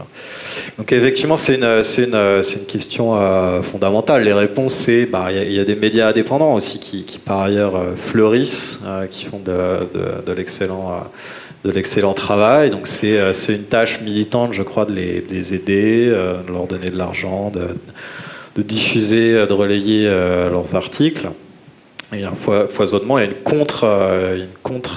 contre-espace médiatique qui existe quand même aujourd'hui, qui n'est pas dominant, mais qui est quand même plutôt, qui montre des signes plutôt de vitalité, à mon sens, et qui commence à devenir prescripteur dans une partie de l'espace public. Sur la démotivation, j'ai pas de... Si je connaissais la réponse, je serais plus motivé, mais j'ai pas vraiment de... Voilà, je pense qu'il faudrait savoir, c'est psychologique. Moi, ce qui conduit mon engagement en général, c'est de toute façon l'empathie de base qu'on peut avoir pour l'espèce humaine et ses congénères. C'est le sens du devoir, et des valeurs morales en fait de ce type-là, et qui de toute façon ne varient pas, qui sont indépendantes en fait des variations politiques. Moi, ce qui maintient mon engagement, qu'on gagne ou qu'on perd, c'est faut le faire, quoi. C'est une question morale. Peut-être penser l'engagement non pas en termes de gain ou de perte ou de victoire, de défaite, mais plutôt est-ce qu'on est raccord par rapport à sa propre conscience. Et après, sur le plan pratique, se grouper, hein, c'est quand même... moi, j'étais à une mobilisation des soulèvements de la Terre à Concarneau ce week-end. Précisément, l'idée, c'était, puisqu'on parle de l'extrême droite, l'idée, c'était d'aller protester contre Bolloré, qui s'est accaparé une des îles de l'archipel des Glénans, et qui a mis un ancien chef du GUD dessus pour la garder. Et donc là, voilà, il y avait des écolos qui étaient clairement à l'origine d'une mobilisation antifasciste. Bon, je dois constater que ça fait quand même toujours du bien de se retrouver entre camarades dans un esprit combatif, offensif, etc. Donc, même si on est démoralisé par la situation politique, quand on va voir des semblables, et quand on va expérimenter de la camaraderie et de l'offensive, qu'elle perde ou qu'elle gagne, en général, ça met quand même du baume au cœur. En tout cas, ça fonctionne pour moi. Je ne sais pas si tu as d'autres recettes, Cédric, ou toi, ou Julie. Une recette qui, pour moi, en tout cas, est importante, c'est de comprendre, s'interroger, comprendre, apprendre. C'est quelque chose qui donne confiance et qui donne, un peu au-delà des péripéties de l'action militante, où il y a toujours des hauts, des bas, etc., qui solidifie finalement un positionnement social, une volonté d'agir. Et cette appétence pour comprendre le monde est aussi un ressort qui peut être puissant. Madame, bonsoir. Oui, bonsoir. Merci pour tout ce que vous avez dit. Mais par contre, Monsieur Sénéchal, je me suis sentie un petit peu impactée par rapport à votre... Je suis là. À votre remise en cause des petits gestes. Moi, je me suis dit, mais tous les petits gestes que je fais au quotidien, donc ça n'est pas important. Je ne suis pas un petit colibri, comme disait Pierre Rabhi. Franchement, je suis un peu triste parce que mes petits gestes, ils sont quotidiens. Si ça ne sert à rien, à quoi ça sert finalement de lutter pour l'environnement ? Mais je peux peut-être rebondir là-dessus si tu veux, parce que moi aussi, on s'est beaucoup posé la question dans le livre. Quelle est la place qu'on donne aux petits gestes ? Parce que c'est des gestes qui aussi sont des gestes de politisation. C'est aussi un moyen d'inscrire individuellement une conscience. En tout cas, peut-être pas de politisation, mais de conscience. Et qui font tenir. Qui font tenir. Voilà, bon. Donc tout ça, écoutez, très bien. Très bien. Mais ce que nous disent les cognitivistes, les gens qui ont contribué à les populariser, ces petits gestes, puisque c'est aussi des choses qui ont été pensées par les firmes. On a parlé tout à l'heure du calcul du budget carbone chacun, ça a été poussé par les pétrolières. Et l'objectif, c'était bien que les gens se creusent la tête à savoir comment ils allaient faire pour gérer leur budget écologique, plutôt qu'ils se posent la question de comment on allait gérer le budget collectif à travers les structures de production. Et les cognitivistes qui ont travaillé là-dessus, là, dans le livre, on en parle assez longuement parce qu'il y a une série de papiers qui sont parus récemment, 2022-2023, où ils expliquent en fait qu'ils ont l'impression un peu de s'être fait avoir. Parce qu'ils ont pu démontrer qu'on pouvait améliorer les petits gestes sur telle ou telle chose, économiser de l'eau, par exemple. Il y a une étude qui a montré qu'on arrivait à avoir beaucoup moins de consommation d'eau en mettant la consommation des voisins sur la facture, la consommation moyenne des voisins sur la facture. On pouvait aussi améliorer, les gens étaient prêts à payer plus cher pour l'électricité verte, moyennant un petit type de nudge. Donc on arrivait à faire des gestes comme ça, mais en fait ça changeait rien du point de vue des structures. Et ce que sont dit les cognitivistes, ils ont réfléchi un peu plus sur leur propre travail, et ils se sont dit la chose suivante, c'est qu'en fait toute l'énergie qui était mise à ça, c'est quelque chose qui capte de l'attention. On a un budget temps, en gros, qui peut être consacré dans notre esprit à la question environnementale. Et si chacun, on dilapide notre budget temps en des petits gestes qui sont très consommateurs de temps, mais dont l'impact, finalement, est relativement peu important par rapport à des décisions collectives majeures, eh bien, on se prive de la possibilité d'avoir l'énergie mentale pour aussi s'interroger là-dessus et agir collectivement. Et c'est la conclusion qu'ils tirent en disant, attention, ils font un appel à la communauté des recherches, on appelle ça cognitiviste ou behavioriste, attention, arrêtez de travailler là-dessus, ou en tout cas contextualiser ça, parce qu'il y a un biais en faveur de l'action individuelle qui est en fait contraire avec la capacité à véritablement faire bifurquer nos systèmes économiques. Monsieur, oui. Mais je crois qu'il y a une question qui vous précédait. Alors oui, non, rapidement, et après une question là-haut. Merci, bonsoir. J'ai deux questions en fait. La première question, c'est de savoir si le capitalisme a programmé dans sa vie sa propre fin. C'est-à-dire que est-ce qu'elle a planifié sa propre fin et la fin de l'humanité par leurs méfaits? Deuxième question, est-ce que les classes populaires qui votent Front National, justement, ou RN maintenant, sont conscientes que le Front National, le RN, est un élément du capitalisme libéral? C'est-à-dire qu'ils sont des libéraux capitalistes et non pas autre chose. Ils ne sont pas socialistes du tout. Alors, vous voulez répondre, Clément Sénéchal? Peut-être sur le RN, effectivement, le constat est partagé. On voit d'ailleurs qu'il varie sur. Alors quand même, le RN a développé un discours social qu'il faut pas minimiser, qui existe, qui est très certainement insincère, et on le voit sur les revirements de Jordan Bardella, sur la retraite, sur la hausse du SMIC, ce genre d'éléments. On voit qu'effectivement, ils adhèrent quand même aux politiques économiques du bloc bourgeois, mais après, ce qu'ils font en fait, c'est qu'ils recodent la lutte des classes en déportant en faisant de l'immigré ou certaines populations qui sont encore plus précarisées et oppressées par le système dominant, comme des éléments de valorisation par rapport aux classes populaires. C'est-à-dire que les ouvriers, ils vont se sentir valorisés par rapport à un migrant, donc ils vont avoir tendance à adhérer au discours anti-migrant, parce que ça, finalement, ça les réassure dans une forme de statut social, d'appartenance à un corps politique, etc. Donc c'est comme ça, en fait, que le Rassemblement national code la lutte des classes et parvient à tromper, mais à s'accaparer une partie des victimes de la lutte des classes. C'est en organisant la lutte en fait au sein des classes dominées, des luttes entre elles, et donc en la divisant. C'est ça qui se produit. Je suis pas sûr. Et après il y a un ordre de préoccupation des classes populaires qui pas nécessairement. Il n'y a pas toujours le degré de réflexivité en fait pour comprendre quels sont les ressorts de la lutte des classes ou de l'exploitation économique ou du jeu politique. Et il peut y avoir des variations sur les items qui nous apparaissent intéressants ou pas. Il y a une partie des classes populaires qui sont aussi racistes. Ça existe. Il ne faut pas sublimer ou fétichiser les classes populaires non plus. Il y a une partie de la population qui est raciste aussi au sein des classes populaires et qui est plus préoccupée par les questions de couleur de peau que par les questions de fin du mois. Ça, c'est une réalité aussi. Et sur le capitalisme qui prévoit sa propre fin et son autodestruction, je pense pas que ça se présente comme ça, mais c'est vrai que tu vas peut-être... Oui, en fait, votre question, l'idée de programmer ou planifier, il n'y a pas un agent qui est le capitalisme. Par contre, il y a un moteur. Le moteur, c'est l'accumulation du capital. Et cette accumulation, c'est un espèce de cycle, mais c'est une spirale. Et cette spirale, eh bien, au fond, elle a une dimension destructrice, puisque c'est quelque chose qui prend de plus en plus d'ampleur, et au bout d'un moment, ça ne rentre plus. C'est d'ailleurs la critique que font les décroissants. Ils disent, attention, la croissance ne peut pas durer éternellement. À un moment donné, il y aura toujours un peu de quantité de matériel dans chaque unité de croissance économique, et ça veut dire que ça ne tient pas sur la planète. Et c'est un argument qui est très fort du point de vue logique. Mais on pourrait peut-être dire aussi autre chose. C'est que si, dans cette logique du profit, comme on l'a un peu discuté ce soir, il y a une logique de destruction écologique, il y a aussi une logique de transformation du système lui-même, de concentration du système lui-même et de contradiction interne à ce système. C'est-à-dire qu'il nous mène certes à la destruction écologique, mais il nous offre aussi des leviers qui ne sont pas si loin que ça pour le faire dérailler. Si on pense, tout à l'heure je disais, il n'y a pas la guerre civile autour du capital à laquelle je m'attendais. Mais le contre-coup de ça, c'est qu'en fait, il y a un degré de concentration et de contrôle centralisé du capital qui est extrêmement élevé.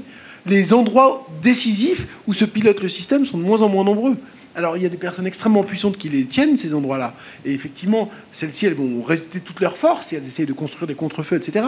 Mais, à contrario, reprendre le contrôle sur ces choses-là est du point de vue institutionnel beaucoup moins compliqué, finalement, que quand le système était beaucoup plus organique, beaucoup plus décentralisé qu'il ne l'est aujourd'hui. Et donc, une des manières de penser la crise aujourd'hui, les destructions environnementales aujourd'hui associées au capitalisme, on peut dire que l'humanité, à travers ce métabolisme humanité-nature médié par le capital, est à l'origine d'une forme de crise de contrôle, perte de contrôle. William Capp, que j'ai cité tout à l'heure, il disait la chose suivante. Le programme descartien, vous savez, se rendre comme maître et possesseur de la nature. Eh bien, en fait, on est en train de le perdre, ce programme-là. Pourquoi ? Parce que plus l'humanité, via le capital, intervient sur la nature, moins elle en a la maîtrise aujourd'hui. Et aujourd'hui, il y a une forme de perte de maîtrise qui est associée à l'impact de notre métabolisme économique sur la nature. Et de ce point de vue-là, penser la crise écologique en termes de crise de contrôle en raison de la médiation du capital, c'est aussi ouvrir la voie à une forme de reprise de contrôle de notre métabolisme. Et là, on est tout de suite dans une alternative qui n'est pas impensable. C'est aussi ce qu'on essaie de dire beaucoup dans le livre. On regarde des exemples concrets des institutions, de la comptabilité, de l'investissement, de l'histoire, pour dire, regardez, ça peut exister. Et donc, voilà, donc je serais un peu plus ouvert que vous. Je pense que finalement, la fin du capitalisme est plus facilement envisageable que la fin de l'humanité.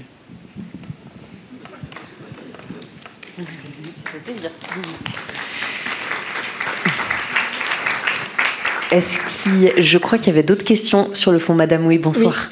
Oui. Bonsoir. Du coup, je voulais vous remercier pour la discussion. Moi, j'avais 3 questions qui étaient plus d'ordre stratégique.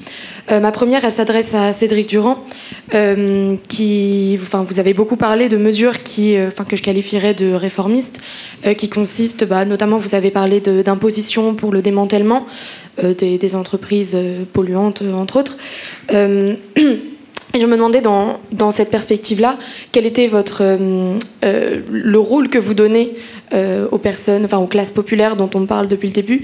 Est-ce qu'il s'agit juste de mettre un papier dans une urne ou il y a quelque chose dont vous n'avez pas parlé Et j'en profite aussi pour poser à peu près la même question à Clément Sénégal, mais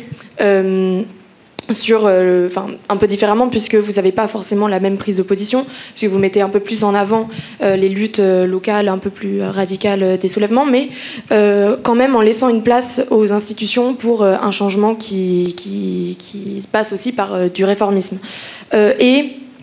En mettant au centre de votre stratégie la sensibilisation des personnes qui aujourd'hui sont partie prenante dans l'écologie, c'est-à-dire en fait pas les classes populaires. Du coup, même question, quel rôle vous laissez aux classes populaires ? Donc en fait, selon moi, aux personnes qui subissent en premier lieu les changements environnementaux. Et d'ailleurs, je reboucle sur ma 3e question. Oui, pardon, on n'a plus beaucoup de temps. Oui, je suis très rapide. Je me permets de vous signaler. En fait, je voulais revenir sur la qualification du réalisme vis-à-vis du réformisme, donc du changement par le vote. Moi, ça me semble un petit peu difficile d'employer un tel terme quand on a fait face aux résultats du nouveau Front populaire qui ont été complètement niés, mais d'une manière jamais vue, quoi. Et moi, je le qualifierais même d'idéaliste. Du coup, j'aimerais bien vous entendre réagir sur ça. Merci. Alors, Oui, par la première question. Merci beaucoup. Merci. Alors, moi, je dirais que le livre, en tous les cas, il est agnostique du point de vue de la stratégie. Il ne pose pas la question du vote ou des mouvements sociaux, de la révolution, d'une lutte armée écologique, que sais-je. Après tout, franchement, j'en ai aucune idée. Et d'ailleurs, dans l'histoire du mouvement ouvrier, la question réformisme ou révolution n'est pas tellement sur les institutions du socialisme, mais elle est plutôt sur la question politique de la manière de changer de système. Et vraiment, le livre ne rentre pas dans cette question-là. Il est vraiment sur l'idée de comment on transforme le métabolisme nature-environnement. Bon, et si on regarde dans l'histoire concrète des expériences socialistes, que ce soit l'Union soviétique, la Chine ou la social-démocratie suédoise, qui à des degrés divers ont tenté de créer un système différent, on se rend compte qu'il y a toujours des espèces d'ajustements. La planification soviétique, elle vient en grande partie de l'expérience de l'économie de guerre allemande. Mao, au début de son arrivée au pouvoir, il fait alliance avec le capital national pour essayer de réorganiser. Bon, la social-démocratie en Suède tente de socialiser totalement la production, avec le plan qui était le plan Meidner, où l'idée progressivement de prendre le contrôle de l'investissement et donc finalement d'exproprier les capitalistes doucement. Donc voilà, ces choses-là sont peut-être un petit peu moins nettes, mais en tout cas, le livre ne rentre pas dans cette stratégie-là. Donc cette discussion stratégique qui par ailleurs est importante, je pense. Et ça se rapproche plus de la discussion qu'on a eue tout à l'heure sur la place des ONG, la question des médias, la question des élections, la question des alliances. Et c'est un truc qui est très important, mais sur lequel le livre en lui-même n'a pas grand-chose à dire. Peut-être un point plus précis pour expliquer ce que j'entends par réaliste. Ce que j'entends par réaliste, c'est on a fait la révolution écosocialiste, les classes populaires sont au pouvoir des institutions politiques, elles les contrôlent par la démocratie directe au niveau local, elles les contrôlent par une démocratie plus qualitative à l'idée du travail sur les scénarios pour la planification, elles les contrôlent parce qu'il y a une véritable démocratie qui est aussi de la démocratie représentative et qui permet de piloter les grandes orientations économiques, et elles ont ces leviers-là, contrôlés démocratiquement, et simultanément la capacité d'investissement, c'est-à-dire la prise de contrôle sur le surplus, c'est-à-dire la socialisation, la mise en commande du profit, est bel et bien mobilisée en fonction de ces priorités-là. On est à ce point-là. Quelles sont les institutions pour faire fonctionner ? Eh bien, c'est ça qu'on explore dans le livre. Comment on fait concrètement ? Eh bien, il y a une politique de crédit qui va fonctionner de cette façon-là. Il y a ce type d'institution politique qui va pouvoir être développée. Il y a ce type de comptabilité écologique qui va être nécessaire. C'est à cet endroit que se situe la discussion. Donc, on est réaliste dans le sens où, voilà, si la question stratégique était résolue, eh bien, voilà comment ça pourrait se passer. C'est d'ailleurs un exercice politique aussi par rapport à l'optimisme que j'essayais d'insuffler tout à l'heure. C'est de se dire, en fait, si on réfléchit non pas à comment on fait pour arriver au but, mais quel est le but et comment on y est, eh bien, finalement, c'est aussi quelque chose qui rend plus facile le chemin à réaliser. Bon. Alors, peut-être voilà, peut-être je vais m'arrêter sur ces deux points de vue, sur ces deux points qui, à mon avis, permettent de situer le positionnement du livre et qui n'épuisent pas, je précise, la question stratégique qui, à mon avis, est très importante et ouverte à mes yeux. Merci. Et sur les deux autres questions qu'avait composé cette...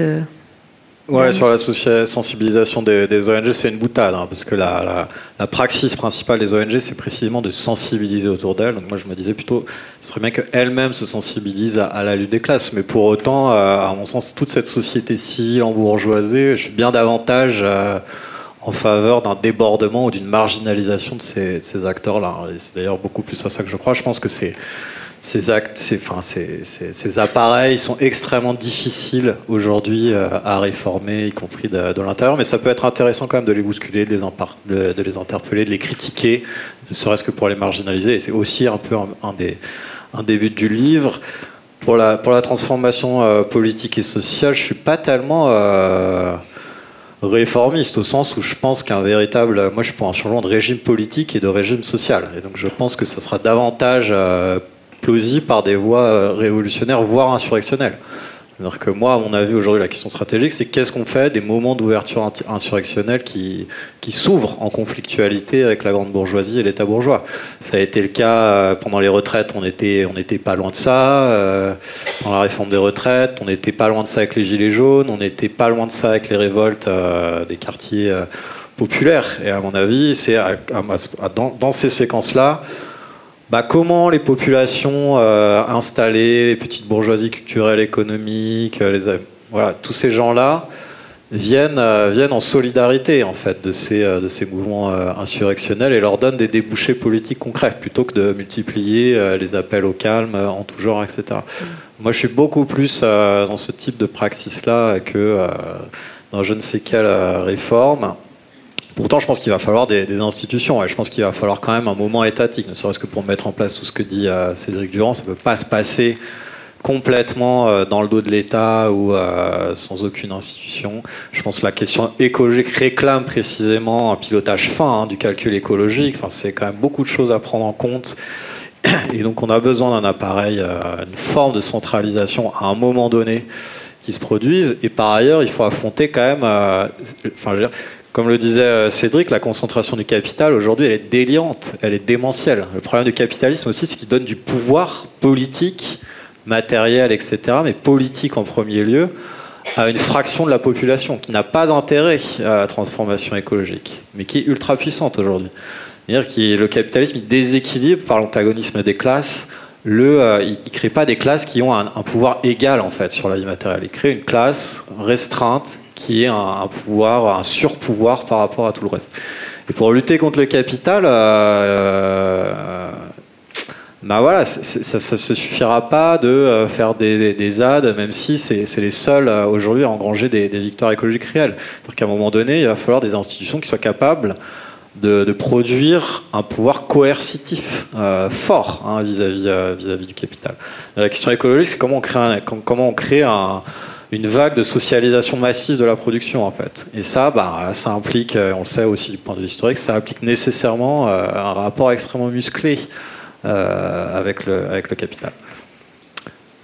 Je crois que j'ai... Après, par contre, il y a la question du vote, qui est effectivement intéressante. Il y a des écrits de Marx que j'ai lus il n'y a pas longtemps qui problématisaient ça, dans le sens où, effectivement, est-ce que, même si on gagnait le vote, et ça rejoint ce que je disais précédemment, est-ce que si on gagne par les voix, par les urnes, est-ce que le capital est vraiment prêt à rendre le pouvoir ?